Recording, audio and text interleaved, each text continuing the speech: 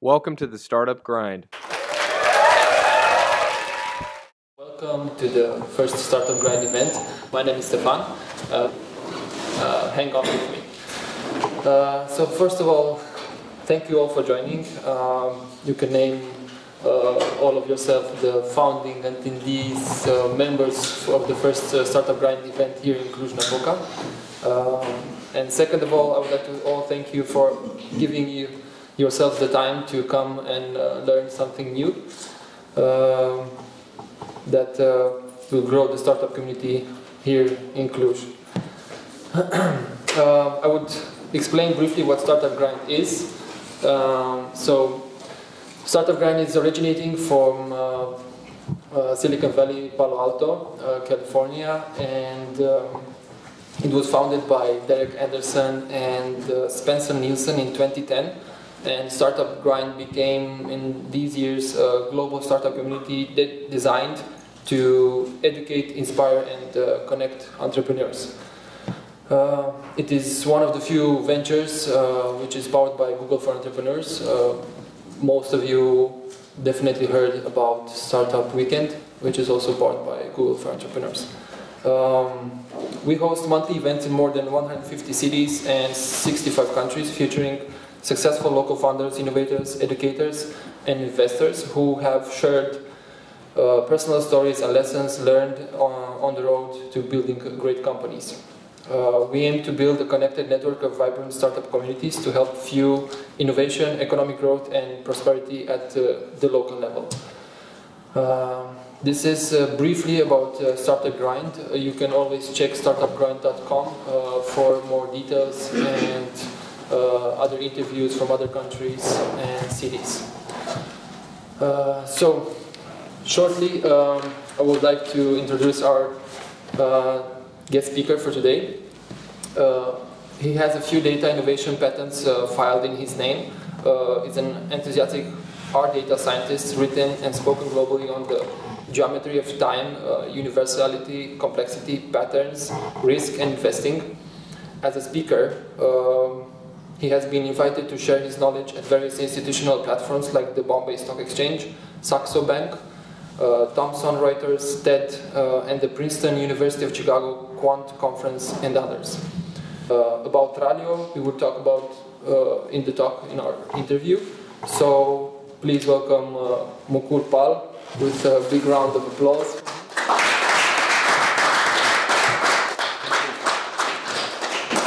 Thank you, Mukul, for joining us and accepting my invitation. Yeah, thanks a lot. I would like to start with my first question.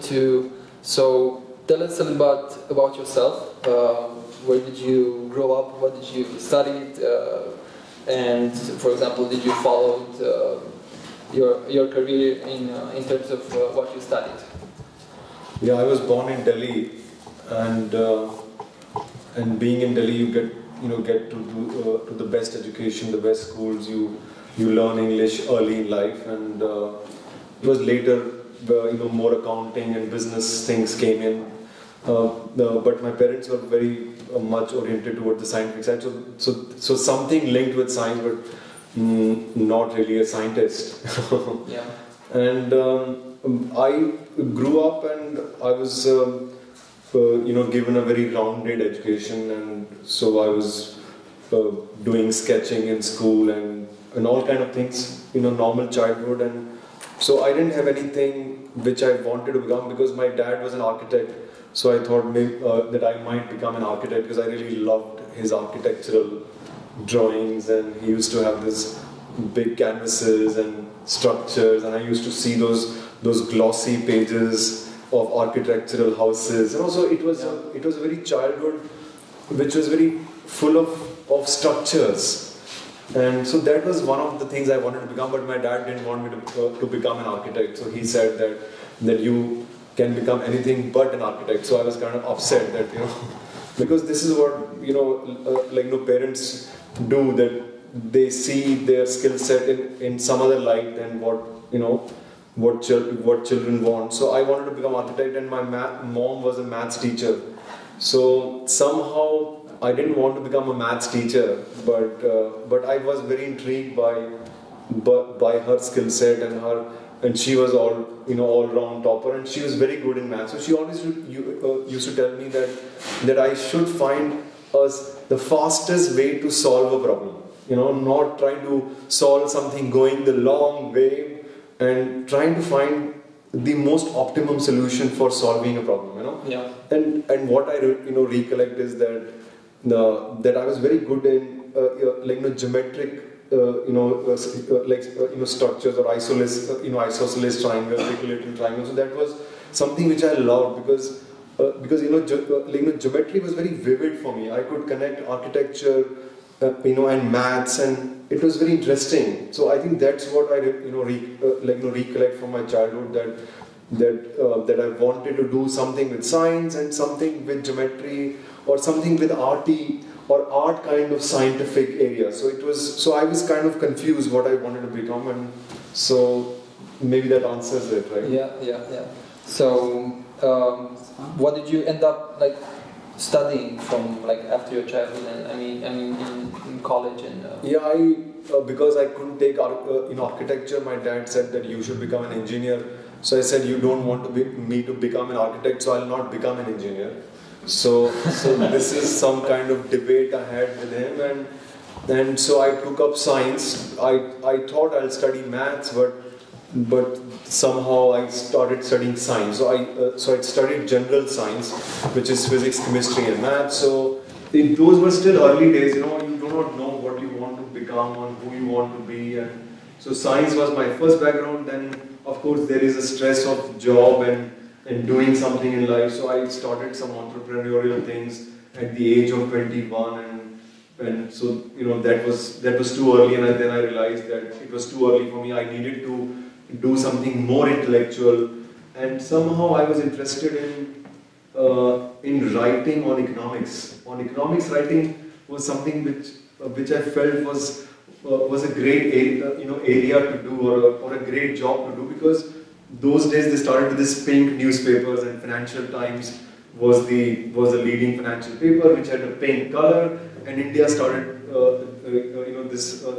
these pink newspapers, financial papers, and financial industry and media was really scaling off, and I saw these op-ed columns which were in the center of the papers, and there was a beautiful sketch, and there was something on economics. So I said, okay, this is something I want to do, because there is economics, there is writing, and there is some kind of arty stuff in it.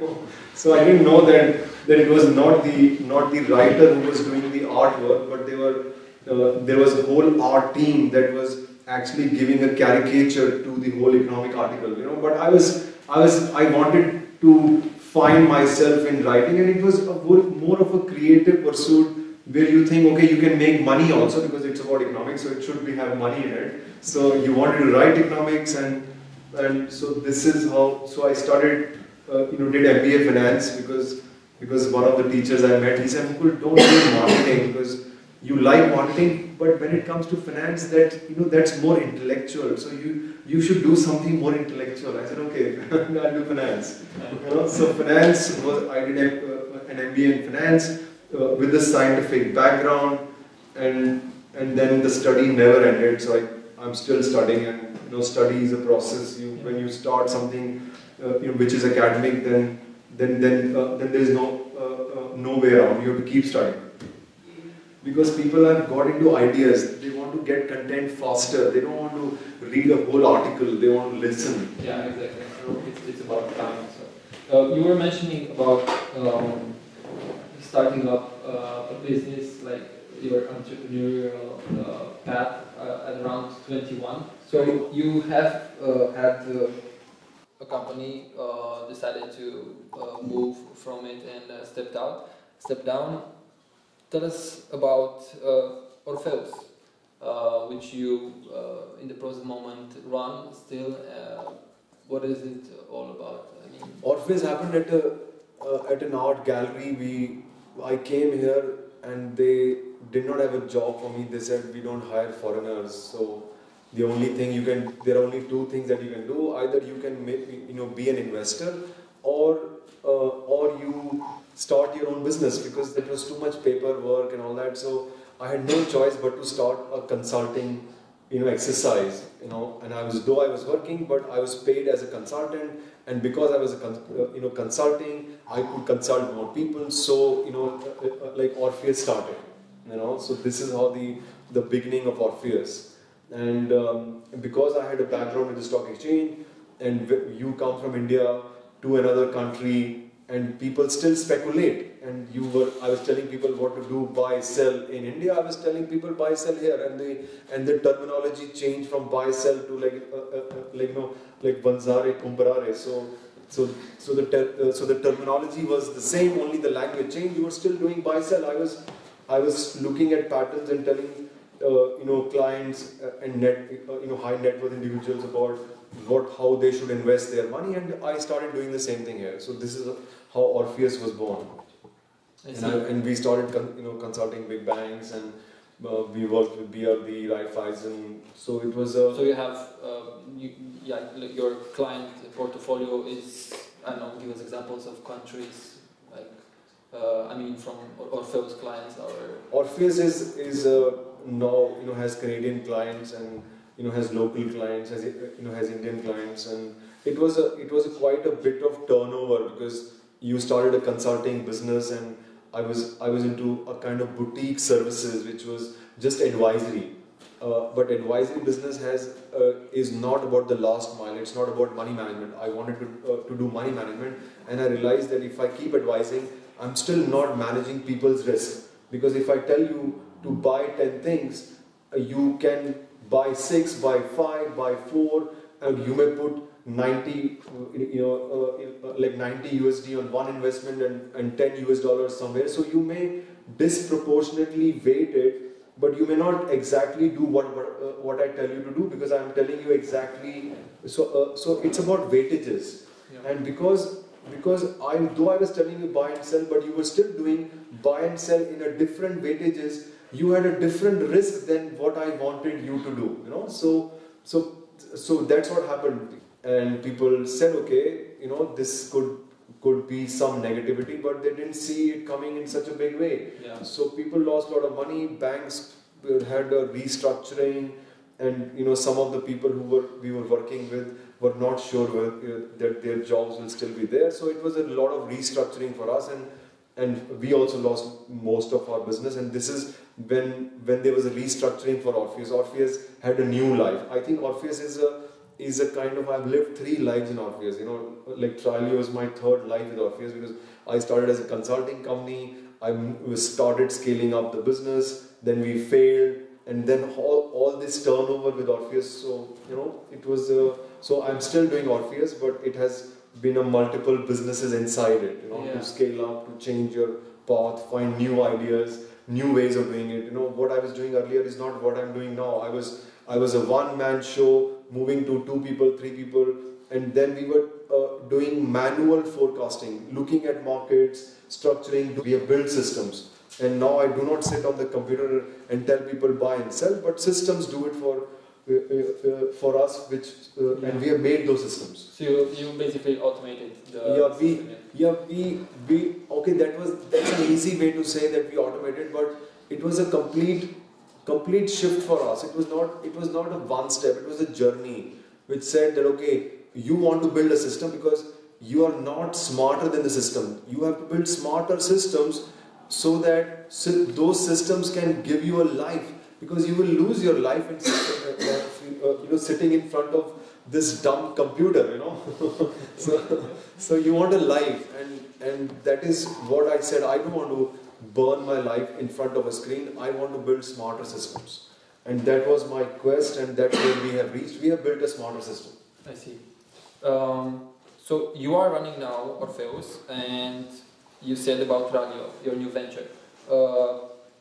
What it is and what problem does it solve? See, the idea is that the Tralio was an accident, because we were building systems, we were finding knowledge, we were seeking knowledge, we were in a quest of something which works, because the idea was not to when you build a system, then you need to find something natural, something new. So we were trying to find something new. So we had no idea that it will become a system or it will become bigger than a dream. So so when you try to dig a hole and try to find oil or try to find some wealth, you don't know what you will find. So we were digging, trying to find something, and we stumbled on this. And so coming back to what Tralio does, information, then we are talking about 30 years. So 30 years of electronic history is something which is very new. 30 years in terms of 1,000 years plus of history, and this is why this is new for us, because we are not looking at a part of internet or a part of information. We are looking at just 30 years of electronic data compared to 1,000 years. So 1,000 years of history could not talk to itself, but this new history is talking to itself. There is if you look at work of Tesla, and if you look at the work of Lamprecht, and Lamprecht was a big historian, and he said that when you talk about history, it's a mathematical model. And if you talk about Kahneman, Daniel Kahneman was the first psychologist to get a Nobel Prize for economics. So if you look at this 30 year of history, there is a lot of connections. And going to econometrics, we are talking about like connecting economics with statistics, 1910. If you look at psychophysics, which is a scientific study of sentiment, which goes back to 1860. So there are a lot of things which are already there, but we didn't see it because we did not have ways to compare it. If you look at Clement Juggler, 1916. This guy was 1816. And Clement Juggler was a doctor and a statistician. So people were always trying to mix subjects, but we did not have the 30 year of history to see their work, And so what we are talking about is a kind of overlap. We're talking about a different domain overlap. And we are saying that this is something very, very new. And we've actually moved from an age of generalization, specialization, and to an age of interconnectedness. And because of that interconnectedness and because of internet, we have big data. And when we say, we have big data, because we have electronic information, and information is valuable, and so this is big data. And then say, big data, if you share it, so it's more exciting, So we move from big data and we go to open data, and then we say, okay, this is awesome stuff. And then we start thinking about 2 million queries a minute on Google search, But what is 2 million queries? If you look at it, 2 million data points a minute is something that a simple individual can generate that kind of data set. If you come to look at your body and your day or your minute, it might not be surprising that there is so much data set inside you that you can actually capture that, but you do not capture all the data because you try to capture data that you feel fulfills a need, or a data that can be monetized is that the data that you try to capture. So big data is not, it can get to bigger data and biggest data because you can keep capturing data, and so it is not just about big data, it's about fulfilling a need. And I think, and then when you come to visuals and you say, okay, there was a line chart and there was a bar chart and there was a histogram, and then we had infographic, and you say, oh wow, these visuals talk so much, and you need more and you need more. So your data storage is very much connected to your need, So where we come in is that we're actually thinking that, oh God, if you could only give us big data, and then God gave you big data, He said, oh God, give me data, I need to study data, and He gave you data, and He said, oh God, this is so much data, give me computing power, and then He gave you quantum computers, and you say, wow, I can compute it, but that did not solve your problem. You say, oh God, can you make it simple for me? So that's where we come in, We are trying to make things simpler. We are saying that information and big data can go from a zeta byte, and it can keep on increasing, and you may have faster computers, but you need to understand behavior of data. You need to understand a commonality in data, a universality in data, and that is where we come in. So we are helping you find solutions through this huge mass of data, and we are saying that if you are looking at data, not looking at understanding data by looking at a trend, your real need from a data is to anticipate data. You're trying to move from extrapolation and you're going to anticipation of data, So that's what Tralio does. It simplifies, it looks at a DNA of data, it looks at commonalities, it looks at solutions, for the common man who's overburdened with this information overload of data. So that is where Tralio comes in, and this is what we bring to the table. I see. You were mentioning something about data universality. Universality. Yeah. I think you guys from Tralio are the first people to talk about it. Can you give us maybe? Yeah. So what we are saying is that data is connected. We are saying that if you talk about a lady's skirts, as the skirt hemline increases and the stock markets are going to go up because the mood is positive, the skirt hemline is going up. So it's called the hemline indicator. Now that was 1970s, and now we are talking about research paper which says that Twitter data can forecast Dow Jones market. People are looking at happy tweets, 100,000 tweets a minute, and trying to understand, markets are happy, so we should buy. So there are actually funds. I was speaking at the Princeton conference. So I'm talking about a domain interconnectivity. I'm talking about that how different domains are connected. It's not about sentiment only. It's not about economics only. Every domain has a connection. So if every domain has a connection, then the databases from those different domains should also have a connection. And what we have done is we actually gone ahead and built a new statistical law which actually combines the work of two big thinkers going from 1900s, and one was father of microeconomics, and his name was Pareto, and he was the man behind the 80-20, though he did not make the 80-20 rule. But what he said was that rich people are going to become richer and poor people are going to become poorer. So what he said in the new internet technology or internet jargon, that if Britney Spears is going to be trending, she's continued to trend more. And then Galton came, and Galton said that no, Britney Spears might be trending today, but tomorrow Lady Gaga will trend.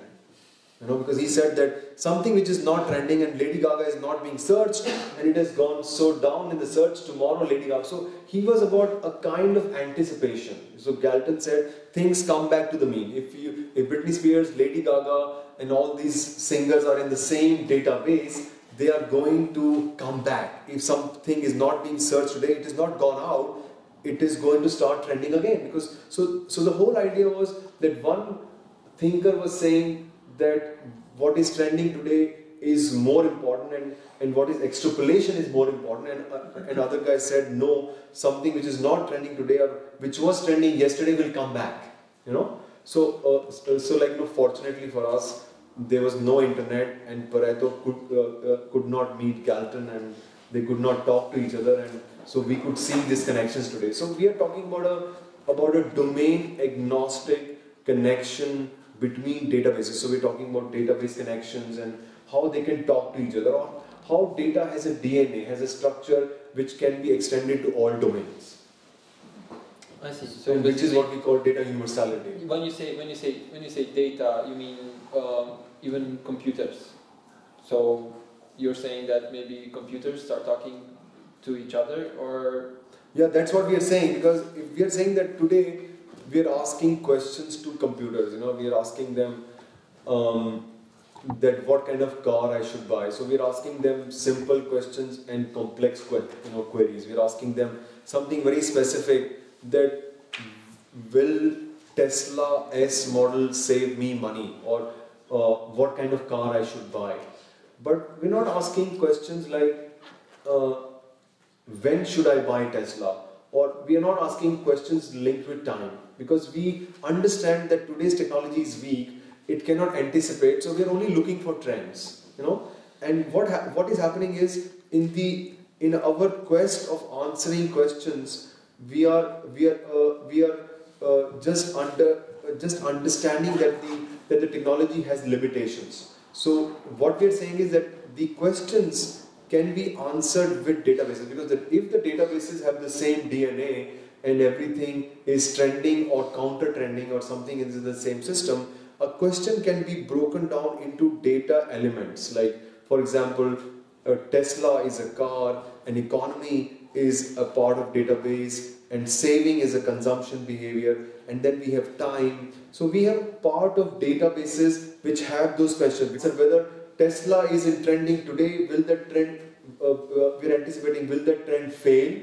Is Tesla going to be in trend to, day after and after 1 year? So we are giving an opportunity to the user to understand a trend in time. So we are stretching that time. We say, are you talking about Tesla next week, next year? We give that anticipation to that data set. Yeah. So, and because a question is built from various data sets, and we can anticipate a data set, we can answer those questions. So basically, let's take as an analogy or a comparison between Google. So Google is making, I don't know, let's say, based on what and then trends, like a trend platform. Let's say Tralio will become a search engine based on a time frame and on a when thing. Yeah, and we're not trying to be forecasters. We are saying that we want to set up a benchmark for anticipation that has a certain error, and we are not saying we are perfect. But if data is going to become smarter, it has to move from big data to computing, and it has to move to understanding behavior, commonalities, and start anticipation of data, because that is where those answers lie. So we will not remain in times when that system will not become smarter. The system will become smarter. They can anticipate your need. And this is something that is the next step after big data, open data, commonalities, behavior. These are the going to things happen. I think it will integrate very well with already starting the trend of Internet of Things. Yeah. So these two things combined, like big data and open data, since you already mentioned, combined with Internet of Things, I think will do a great thing in anticipating our needs, and not only like by programmed, like, okay, you will run out of milk in 10 days. There will be a fun element to it, and these technologies will not evolve in a day. But what has worked for finance for us is that we have a better risk management system. We have listed our ideas on NASDAQ, and we are giving the world a smarter way of managing risk. That means we have a better predictive model on finance. That is why we can help, because when we talk about a prediction in finance, you're not saying what will go up. We are talking about how is a better way to manage money compared to what's available today. So it's a kind of predictive system. So when it works on finance and we replace the data of finance, we are anticipating trends outside finance. So we can say, give us your data, and we can anticipate your data, and we can bundle your data, and we can make a lifestyle data, and it can be a lifestyle coach for you, or somebody to give you some kind of health tips that, okay, it's time seasonally for you to get a cold and you should take care of yourself, or this is a time, this is an age you are in, and these are the kind of things you should do, or something which is not talking about accuracy, which is talking about a level of anticipation for your needs, which is not only for the next 1 minute, maybe for the next 6 months, maybe for the next 1 year. Yeah. So this is the kind of system we are building, and they will not happen in a day. We build something, and then we want a kind of consistency, a kind of visualization to it. a kind of update from you. So you give us some feedback, and we make our database system smarter. Yeah. So it's a constant process of scaling up, evolution. So basically, Tralio is a startup. So, I mean, what do you think about giving the right name for a startup? I mean, I like the name Tralio, but what do you think about? Is it important to have a good name for a startup based on, I don't know, what you heard and like your previous experience? Yeah, I bought a bicycle, and I gave it a name, and my bicycle name is like so it's called Benner. Benner was a cyclist, but not a bicyclist. He was a time cyclist. Okay. He structured time. So I think it's about being inspired. And we had all this brand archetyping exercises. We have a smart team. I'm so happy that the Tralio has senior people, and we have scaled up to the right people, right mindset, wavelength. And so they did this whole brand archetyping exercise, and we went through multiple names, and somehow Tralio was very inspiring, and this is this new trend in Silicon Valley, which is no meaning names. Yeah. So Tralio stuck to us, and we were very happy with the name, and we started working, being inspired and seeing it come alive. Great. I know that you have been like in search for funding in the United States. Mm-hmm. How is it like a heads up for us, like for the guys which are starting up, and like how important is to get out there? Is it important? Like, can they make it from Cluj, or do they have to go to San Francisco, or to United States? I think the trends are changing, and the way Cluj is changing, and we believe in this dream, and we think that we got something big to share here. And I don't think that really one has to go to Silicon Valley to get his idea to some critical mass, to funding, and we want to build these things to a workable level, to more than a case study level, and we are already talking to people, and today online tools are very much available, but we plan to have a visit there, and we got some traction, and for us it was not very easy because we are financial plus IT, and because it's a huge way to look at data. It's not easy for us to break up the module into what's technology and what's finance. So that has been our bigger challenge, and now that we have a clear line in finance and technology, we are more prepared, but our aim is to get it rolling, get community, get 1 million people, and then look for funding to some critical mass, to funding, and we want to build these things to a workable level, to more than a case study level, and we are already talking to people, and today online tools are very much available, but we plan to have a visit there, and we got some traction, and for us it was not very easy because we are financial plus IT, and because it's a huge way to look at data. It's not easy for us to break up the module into what's technology and what's finance. So that has been our bigger challenge, and now that we have a clear line in finance and technology, we are more prepared, but our aim is to get it rolling, get community, get 1 million people, and then look for funding. Yeah, I see. Tell us about your typical workday, like your habits, morning rituals or something. Like, what's your typical workday? How does it look like? I'm asking this to see maybe like to put it out there as an example, because you are an example of perseverance and getting things done. So in terms of this, I think it is, when you talk about a startup, it's about problem solving, and when you have more problems, then you cannot sleep. Your morning, evening, the days are long, but I'm more of a morning guy, so I have those biggest creative sparks in the morning. So I sometimes get very early up. This is the most creative time for me, and once you're on internet, you get to understand what's your most productive time, and how you kind of go through this peaks of performance and downs, and also your body rhythm. So I'm morning guy, and I think most of the work gets done by 11, and then there's a little lighter time and relaxed time, and then another round, and so trying to structure, mainly solving problems. Since Tralio is in Cluj, and I think you have no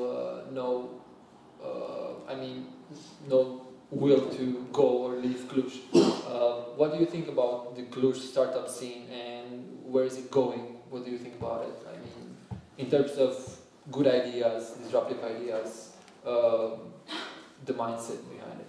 I think from 2004 we have come a long way, and it's amazing to see how the city has changed, and it's great to see how the roads have changed, infrastructures have changed, people.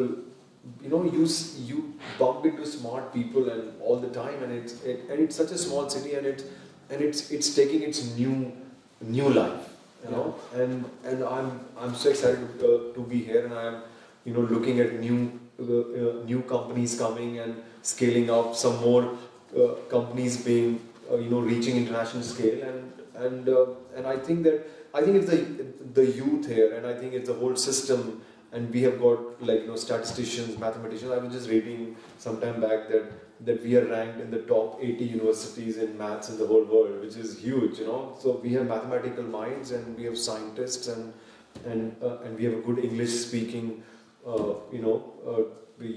young, generation, and plus most of us know technology, and which is a big advantage.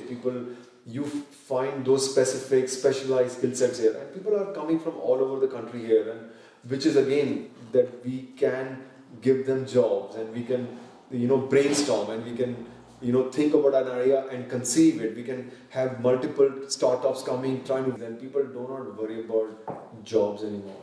They want to be a part of this big wave. They want to build things. That is what excites people. I think once you have a great life, you have a good job, good salary, then we say, oh, what is the next challenge for me? So you need a few more successful ventures here, and you'll see a fire which you will have not seen in Cluj. Okay, so you're saying that there has to be a couple of big hits here, and I think we are very much there. I think we have good history, and I think we have made some brand name, and there are a lot of people coming, traveling here, who look for ideas, and I think, and that's what we are here. What we're doing with Tralio, that we want to make it a hit, make it a success. We want to change the ecosystem. Yeah, that's great. That's great. Because if you see Hungary, and just a startup has changed a country. Prezi has been built from Hungary. It's changed Budapest. And then you talk about Skype, it has changed Estonia. It says one startup can change the whole city. Exactly. And the whole country. You need one startup. That would be awesome. So, I have my final question to you. If it would be possible to give advice to your version of 20-year-old now, what it would be? Yeah, it's a very tough thing to say. I myself feel like 20 years, so Well, not in terms of, but I know in terms of if would like to change things.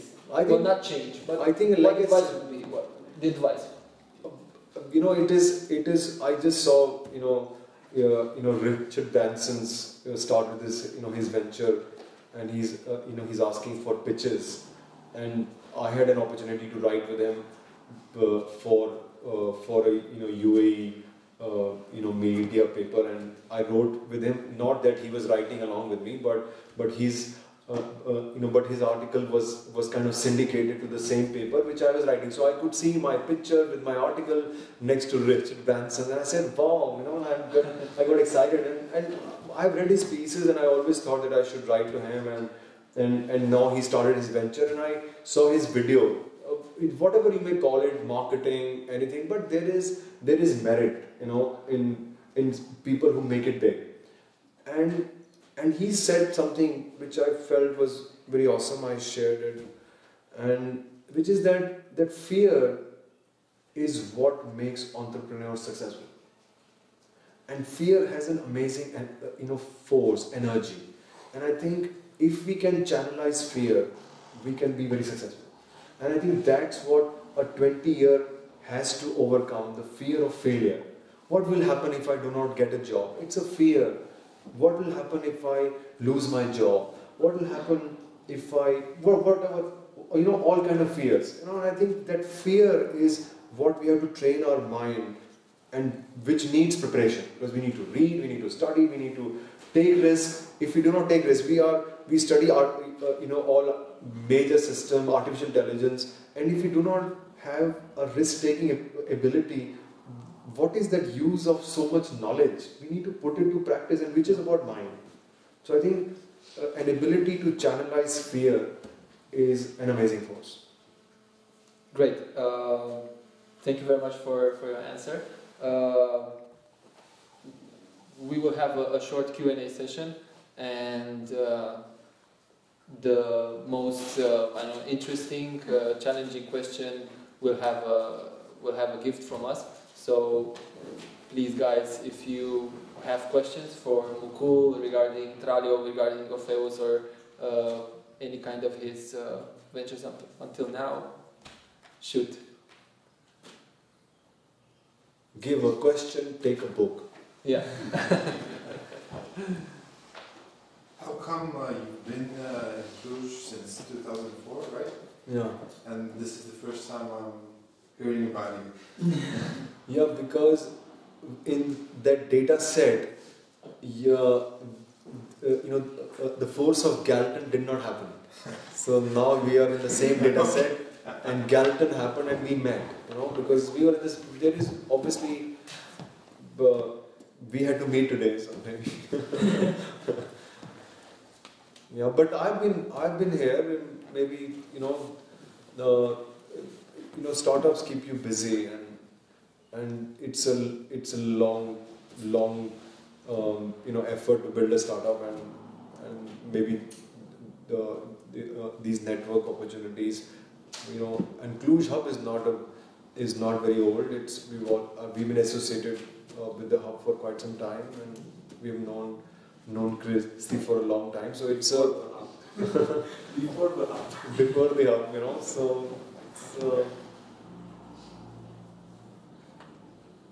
Other questions?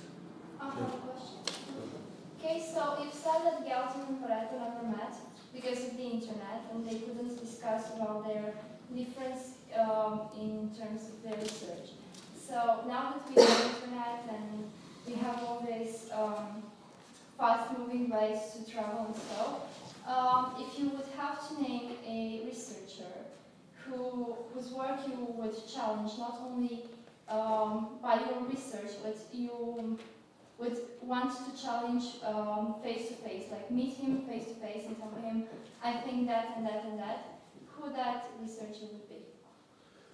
Yeah, there are, in today's world, we are not talking about one guy who challenges you.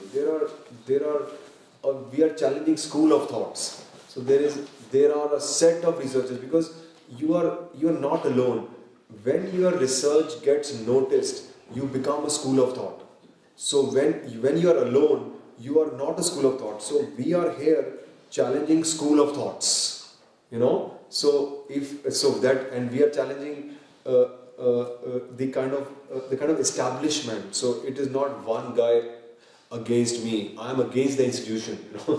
So it's a very hard to pinpoint one guy, because of the degree of work that we have done in terms of talking about a universality, about a commonality and behavior in data, and trying to connect various domains. We are already talking about challenging people in science, and people in mathematics, and people in psychology, because we're not challenging them in one-to-one. We are saying that two people are talking the same thing because they are fighting, and if we come and say that they are saying the same thing, we are challenging them both, because they are saying that they consider as us as a counter argument to both, even if we say that these both are talking the same thing. So we are against many schools of thoughts, so we are alone. Guys, one more question. And yeah, it was a lot of hit and trial. The first time the idea hit me was somewhere around 2009, and I couldn't sleep for 30 days when I saw that. I felt what I had found was so huge, because it was very financial, because I was building financial systems, arbitrage systems. Arbitrage is that you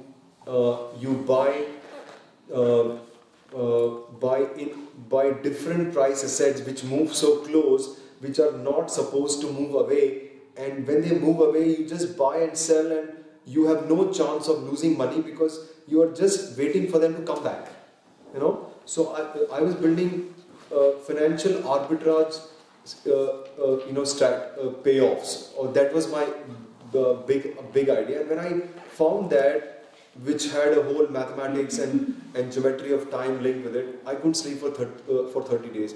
And then it took me 6 years to make it easier for somebody to give us, on a larger institution, money to it. Because he said, okay, this is a great idea, but I need it in a simpler form. So from an idea to an indicator to an instrument, it took me 6 years.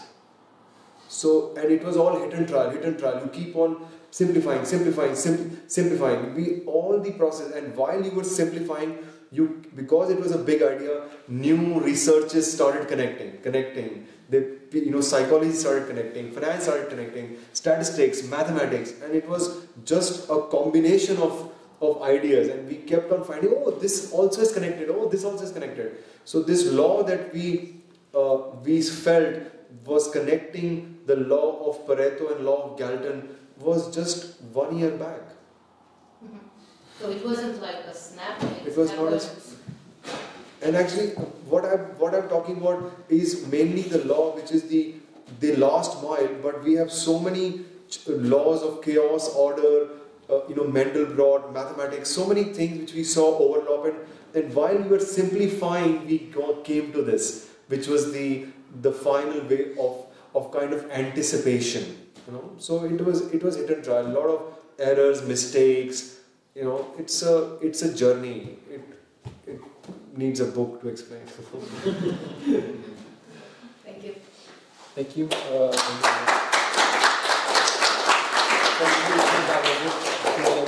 This is very nice. Thank you for asking interesting questions. Thank you very much. Thank you. Before ending, I would like to thank you, Mukul, for joining us and accepting the invitation. I know that you like painting, so this is a gift from us and from Startup Grind. Oh, thank you very much. So it's a brush, so thank you very much. It's gonna be helpful for you for your next painting. Thank you very much. And let's give